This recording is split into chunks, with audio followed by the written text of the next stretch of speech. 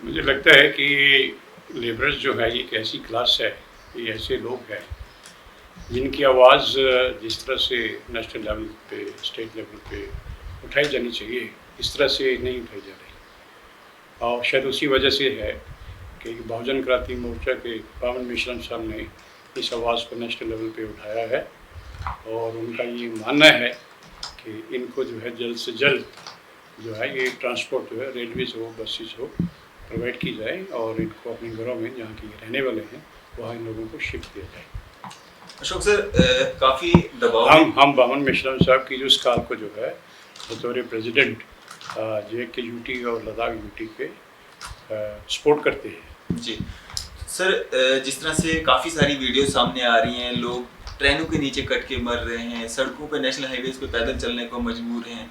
वहीं एडमिनिस्ट्रेशन की अगर हम बात करें, चाहे वो सेंट्रल हो चाहे यहाँ लोकल हो, तो वो कहीं ना कहीं अपनी पीठ थपथपा रही है कि हम काफ़ी काम कर रहे हैं, काफ़ी लोगों को जो है बसेस में चढ़ा के जो उनको अपने अपने एरियाज़ में भेजा जा रहा है। लेकिन ये जो गरीब लोग हैं, जो दिहाड़ीदार मजदूर हैं, इनकी कोई सुध नहीं ली जा रही है। इसका क्या कारण है?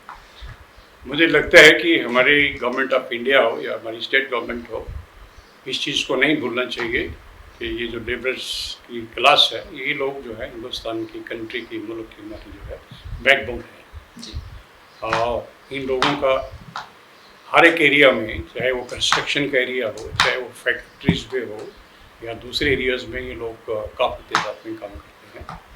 और मैं ये बता दूं कि इनकी संख्या जो रफली के तकरीबन 10 करोड़ के करीब है जी। और ये लोग जो ज़्यादा ये मध्य प्रदेश से, यूपी से, छत्तीसगढ़ से, बिहार से, उड़ीसा से, बहुत सी स्टेटों से अपने घर छोड़ के ये लोग बाहर निकलते हैं अपनी रोज़ी रोटी के लिए।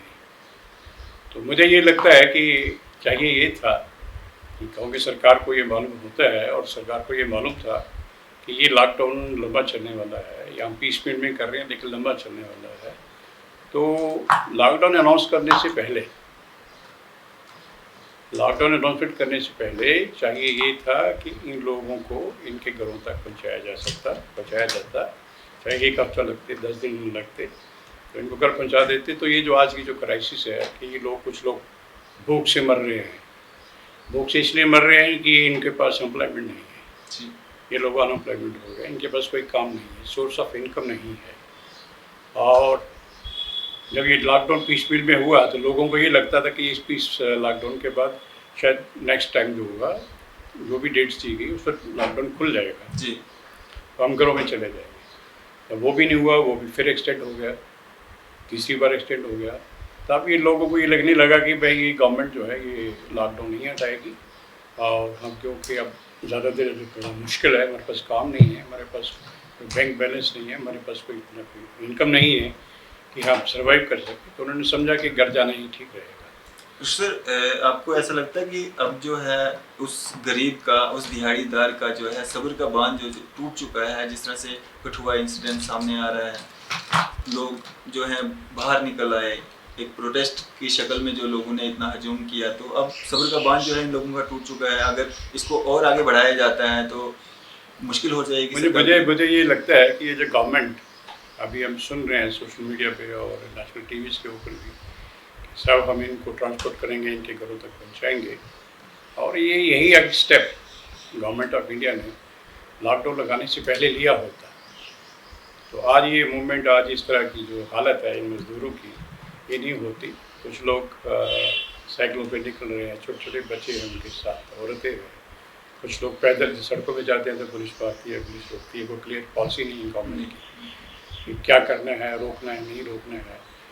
तो अगर आप रोक रहे हैं किसी को, तो उनको आप खाने का इंतज़ाम या कोई राशन का या कोई सोर्स ऑफ इनकम कुछ करके दें, जो मुझे लगता है कि किसी भी गवर्नमेंट के लिए बड़ा मुश्किल है जी।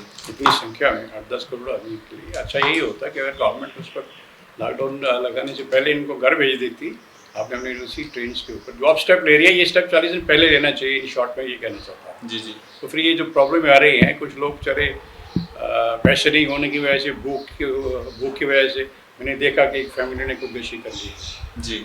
हाँ, मैंने ये देखा कि जो लोग पैदल निकल पड़े, जिनमें सड़कों में रोक रहा था, रेलवे लाइन पे निकल गए, और 36 घंटे चलने के बाद औरंगाबाद के पास कहीं थकाव से नींद आ गई, उनको इतना ही पता नहीं लगा कि ट्रेन आ रही है कि मालगाड़ी आ रही है, और लोगों की कैजुअल्टी हो गई। वेरी अनफॉर्चुनेट है। और इसलिए मैं चाहता हूँ कि लोगों को सख्त ज़रूरत है, हर हिंदुस्तानी की ज़रूरत है, एक आदमी सरकार की नहीं, हर हिंदुस्तानी की ज़रूरत है। जब तक कि लोग अपने घर नहीं पहुँचते, हर एक आदमी जो है जितना भी योगदान कर सकता है, जिस तरीके से भी कर सकता है, चाहे वो कैश है, कॉइन है, राशन है, लोगों की मदद करनी चाहिए। वो डिज़र्व करते हैं और हमारे मुल्क की बैकबोन है। बिल्कुल। और इंसानियत भी यही कहती है कि गरीब आदमी, ज़रूरतमंद आदमी की मदद करनी चाहिए, मेरा ऐसा मानना है। सर, अगर हम इंटर डिस्ट्रिक्ट की बात करें, जम्मू कश्मीर में जो लोग कहीं कहीं फंसे हुए हैं, इलीगल तरीके से जो चलने वाले लोग हैं, जो एसेंशियल सर्विसेज जो गाड़ियां दे रही हैं, उनमें कहीं ना कहीं आ जा रहे हैं इलीगल तरीके से, तो जो पासेस अप्लाई कर रहे हैं उनको काफ़ी दिक्कतें आ रही हैं। इलीगल जो जा रहा है उसको कोई पूछताछ नहीं हो रही है, कोई नाके पे चेकिंग नहीं हो रही, किस तरह से वो कहाँ पहुँच जाता है, आना जाना उनका लगातार जारी है। लेकिन जो पासेस लेके जाना चाहता है, लीगल तरीके से जाना चाहता है, उनको काफ़ी सारी परेशानियाँ आ रही हैं, फ़ोन नहीं लग रहे हैं, मेल किसी को आता है किसी को नहीं आता है, तो वो काफ़ी दिक्कतें आ रही हैं। तो उसमें क्या होना चाहिए? देखिए, ऐसा है कि हमारी स्टेट्स की अभी वो पोजीशन नहीं है जो कि बाहर स्टेट्स पे देखा जा रहा है, दिल्ली में या हरियाणा में या बाकी स्टेट्स में, गुजरात में। ऐसा नहीं है, ऐसा इसलिए नहीं है कि इसलिए अभी तक यहाँ से माइग्रेशन स्टार्ट नहीं हुई है जी। ठीक है। और देखकर जो मेरी जानकारी है कि शायद 2 हफ्ते 3 हफ्ते पहले हमारी स्टेट गवर्नमेंट ने इन लोगों से फॉर्म फिलअप करवाया है। तो जो लोग जाना चाहते हैं, गवर्नमेंट उनका अरेंजमेंट करेगी तो आप उस पर ऑनलाइन जो है फॉर्म भरेगी। हाल तो ऑनलाइन भी कोई इतना नहीं था वो, क्योंकि अनपढ़ लोग हैं, इनको ऑनलाइन सिस्टम पढ़े लिखे लोगों को भी नहीं आता है। नहीं आता बिल्कुल। अनपढ़ लोगों से एक्सपेक्ट करना कि वो इंटरनेट तो है ही नहीं अवेलेबल, मोबाइल पे किसी के पास है, वाईफाई किसी के पास नहीं है, 2G है वो भी 4G भी नहीं है, वो भी ठीक तरीके से नहीं चलता। वो फॉर्म डाउनलोड करने, फिर उसको ऑनलाइन भरना, फिर वापस करना। मुझे लगता है काफ़ी हमारे जो जम्मू कश्मीर के जो लेबर्स हैं वो दिक्कत आई होगी, दुश्वारी आई होगी। तो चलिए, एनीवे गवर्नमेंट ने की है और लोगों ने काफ़ी लोगों ने फॉर्म भर दिया है।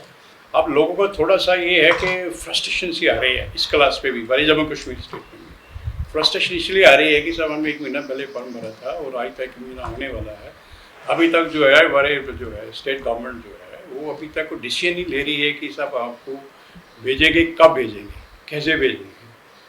तो वो मुझे लगता है स्टेट गवर्नमेंट पे कोई इस पर अपील करूँगा मैं डिफरेंट गवर्नमेंट साहब से, जम्मू कश्मीर की गवर्नमेंट से, उनको जल्दी इस पर कोई डिसीजन लेना चाहिए। और दूसरा, उस डिसीजन में क्लैरिटी होनी चाहिए। क्लैरिटी से मेरा ये मतलब है कि उनको ये कन्फ्यूज़न नहीं होना चाहिए कि भाई जब वो किराए की बात आती है, रेल पे अगर वो जाते हैं, प्रोवाइड करते हैं, किराए की बात आती है तो क्या उसमें कहे जी 85% जी सेंट्रल गवर्नमेंट देगी या रेलवे गवर्नमेंट ऑफ इंडिया देगी, 25% जो है ये 15% ये स्टेट गवर्नमेंट्स देंगी। तो उसमें क्लैरिटी होनी चाहिए कि भाई किराया लेबरर्स ने खुद बियर करना है या गवर्नमेंट ऑफ इंडिया ने करना है या स्टेट गवर्नमेंट ने करना है। क्योंकि ऐसा देखा गया है कि जो पहली ट्रेन जब चली उसमें रजिस्ट्रेशन लोगों की थी, लेकिन वो इसलिए ट्रेन पे नहीं बैठाया गया उन लोगों को कि उनके पास पैसे नहीं थे। वो इसी इंप्रेशन में थे कि गवर्नमेंट ऑफ इंडिया या स्टेट गवर्नमेंट पैसा दे रही है, किराया दे रही है।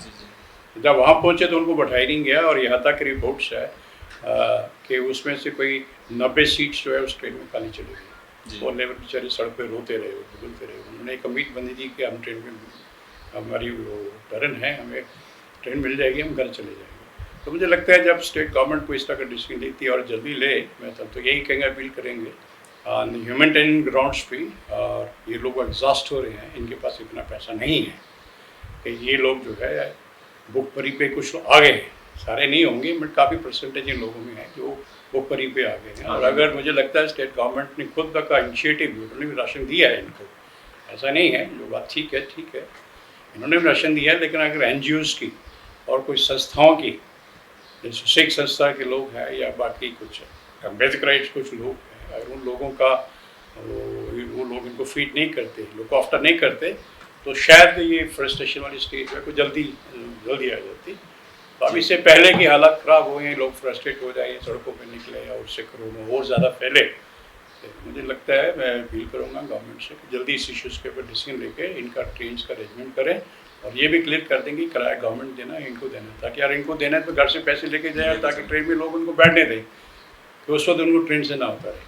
अशोक सर, मैं आपसे एक चीज़ और जानना चाहूँगा। जिस तरह से ये जो लॉकडाउन चलना है, अभी 17 तारीख तक चलना है, और जो पीछे भी लॉकडाउन को आगे बढ़ाया गया, बीच में कोई जो टाइम नहीं दिया गया कि लोग अपने अपने घरों की ओर जाएं या कुछ इस तरह का कोरोना वायरस की वजह से ये कदम उठाए गए। तो 17 तारीख को जो ये लॉकडाउन खत्म होना है, जिस तरह से अभी केसेस जो हैं जम्मू में भी निकल रहे हैं, कश्मीर में बहुत ज़्यादा निकल रहे हैं, तो अगर इसको आगे बढ़ाया जाता है तो आपकी पार्टी का क्या स्टैंड रहेगा इस पर? किस तरह के कदम जो है एडमिनिस्ट्रेशन को उठाने चाहिए?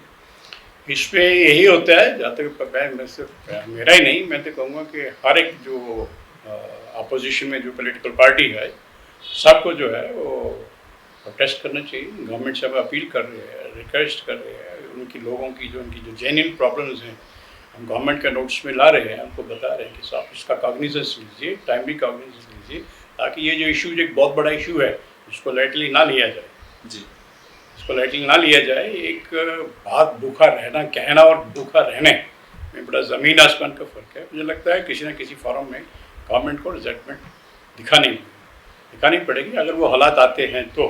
जी, और मुझे लगता है कि गवर्नमेंट शायद ऑलरेडी इस पर काम कर रही है। वी होप, हम उम्मीद करते हैं कि गवर्नमेंट टाइमली इसका कॉग्निजेंस लेके इस इशूज़ का, और जल्दी से जल्दी ये जो माइग्रेंट लेबर्स है इनको ट्रांसपोर्ट रेलवे के प्रोवाइड करेंगे। शुक्रिया सर हमारे साथ बात करने के लिए। तो ये थे हमारे साथ अशोक अत्री जी, जो कि फॉर्मर डीआईजी और अभी बीएमपी पार्टी के जो प्रेसिडेंट हैं जम्मू कश्मीर यूटी के और लद्दाख करगिल यूटी के, और जिन्होंने अपने व्यूज़ हमारे साथ साझा किए, जो लेबरर्स यहाँ पे जम्मू कश्मीर में फंसे हुए हैं और जो इंटर डिस्ट्रिक्ट जो लोग फंसे हुए हैं उन